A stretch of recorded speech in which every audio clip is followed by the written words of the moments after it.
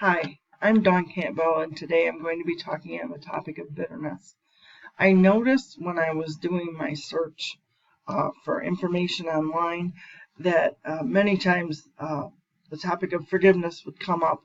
So I decided to talk a little bit about both. So today I'm going to be talking about what bitterness is, um, what the underlying causes are, the key signs of bitterness, what forgiveness means, what forgiveness is and what it is not, as well as steps to on how to forgive someone. And also, if you struggle with maybe feeling that you've gone backwards and maybe you don't think you've fully forgiven, or maybe just achieving forgiveness again if you need to. So, first of all, let's talk about what bitterness is. I found a book, actually, it was in my library, called Biblical Counseling by Tim Clinton and Ron Hawkins. Um, it's a wonderful resource if you don't have that book. It covers a lot of different areas. And they say in that book that bitterness is an attitude of extended and intense anger and hostility. It is often accompanied by resentment and a desire to get even. It is a result of not forgiving an offender and letting the hurt and anger grow. So we know that we're not, because we go to church and we understand that God would not want bitterness in our lives.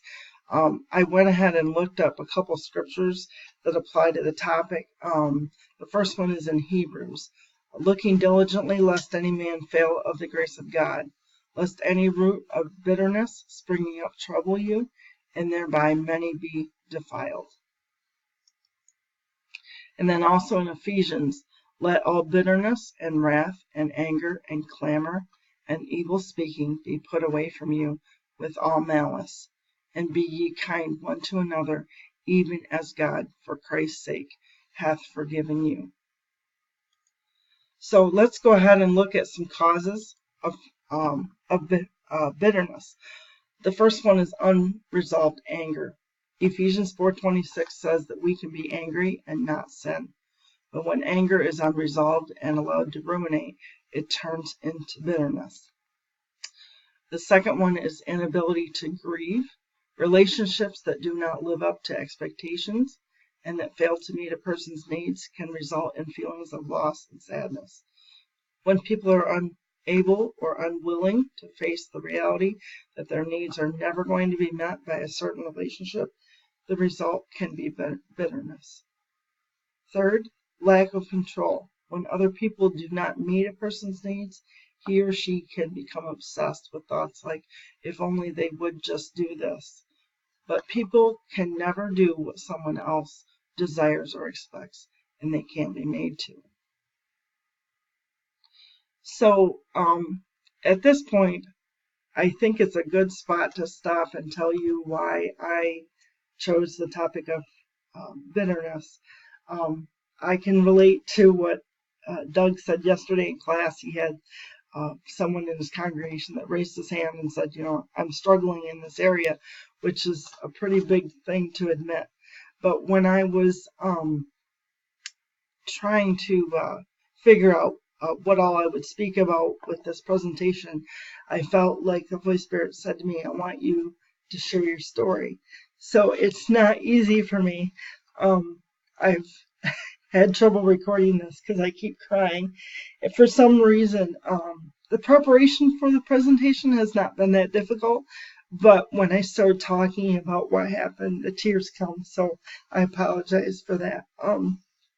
So I think you guys may have known this, but in December, I finished my bachelor's at God's Bible School, and I had finished that online.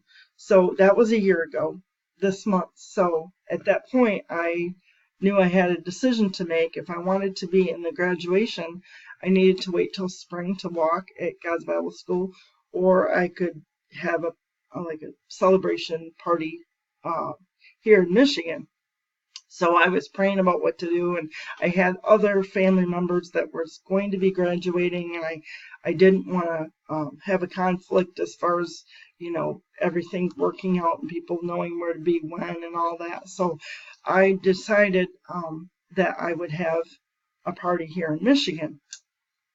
Well, when I was praying about it, I felt like the Holy Spirit told me, he said, have your party here and honor me with it. So that was what I did, and I felt like he showed me what he wanted. He just kind of gave me a layout in my mind because I planned on doing a ceremony and then having a dinner afterwards. So I, in the fall, I started making preparations and working toward getting, party supplies and picking a date and all of that. And I had contacted my cousin John Manley. I had called him different times for different assignments that I had to interview a pastor for, and so he's helped me with different things when I was working on counseling classes. So I called him and asked him to come up and speak, and got the whole cap and gown, and I did the whole 9 yards. There really wasn't anything I skipped. And I had my sister come and she sang the song My Tribute, and I felt like I had done what God had asked of me. Well, before that happened, I had talked to my pastor, and he's a friend of mine, and I said, I'm going to give you an invitation, and I'd like you to announce it to the church early so that they're aware that I'm going to be having a party around Christmas time. And I did understand that it's holiday time and people are sometimes gone and sometimes they have other commitments and that kind of thing. And I was totally fine with that, but I at least wanted to let them know. And I was doing an RSVP so I would know how to plan as far as food and that kind of thing. So he started announcing it, and the weeks and weeks went by, and I would sit in church and no one was coming to me. And so this one friend that I was hoping would come, she came to me and she said, Dawn, she said, I think I can come to your party. But she said, there's one thing I need to check on before I come. So she private messaged me on Facebook, and then I went to church that Sunday, and she said, I checked on that one thing and I found out that I was needed that night. And I went home and I said to my dad, I said, I think they're having another party the same night. I said, I think there's a core group. We have a kind of a clique at our church. And I hate to say that, but the Lord asked me to share my story. So I said, I really think that they're going to plan a party, a small party, the same night. And my dad's, an optimist. And he said, oh, no, Dawn, they would not do that to you. And I said, well, I really think they did, Dad. And so the weeks went by and my party came and I had tons of people there. There was over 100 people, but most of them were relatives and some other people. And I was thrilled to have them. I had a great time. Everything went well. But there was just a handful of church people there.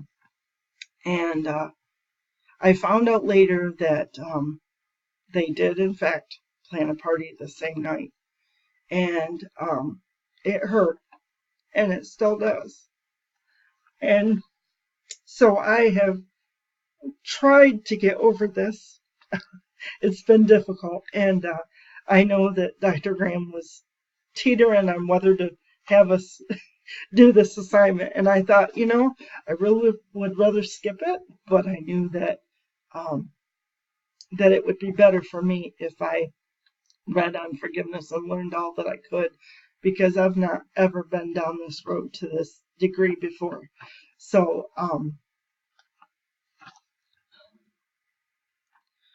as I said, the party went well, and I felt like I had honored God in the way that He had asked me to, and I was very happy with who came. But there was also some other things that had happened in the process that had really hurt me. I had a small group of family that was helping at the hall before the party, and I had someone that was just kind of, I hate to say it, but I had someone that was kind of making comments and affecting people while we were at the hall, and those days were leading up to it, and they'd made a comment, something to the effect of, Dawn just thinks everything's all about her. And then I had an aunt that said afterwards, I found out she thought that I had ruined her Christmas. So by the time I had all this hurt with the church people, and then some other things that had happened, I just kind of felt like it was all piling up. And I had to start second semester with this heaviness. And one day I had my Bible open for a Bible class that was in at the time. And there was scripture there, and I felt like the Holy Spirit said to me, Dawn, I'm going to get you through this. And I just felt like at that time, the Lord was not upset with me. He understood that I was hurting. So to move forward a little bit, I want to talk about key signs of bitterness by Tim Clinton and Ron Hawkins. The first one is having resentment. I think those resentment and bitterness kind of, again, go hand in hand. Obsessive or consumed thoughts of revenge, using sarcasm, critical or unkind remarks, being or acting self-righteous, having conflict with others, signs of hostility, expressing aggressiveness in relationships, and being controlling in relationships.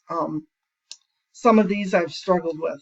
I think that across the board, I think they're just, it comes with it. If you've been hurt and then those hurts are lasting and you don't resolve them, it's sad to say this does happen. And I've struggled in these areas. I've struggled with being happy for those church people when they've tried to plan something and they're wanting people to come to something for them. And I hate to be that honest, but it's true. It can be difficult. So let's go on and talk about forgiveness. Forgiveness is dismissing your demand that others owe you something, especially when they fail to meet your expectations, fail to keep a promise, and fail to treat you justly. It's, sometimes we have expectations. It goes back to Doug's presentation. Out of everything he listed, it's unmet expectations. We expect things from others, we're hoping for it, and then when it doesn't happen, it's disappointing. And the bottom line is, I'm hurt. That happens. But I feel like the Lord's going to help me through it.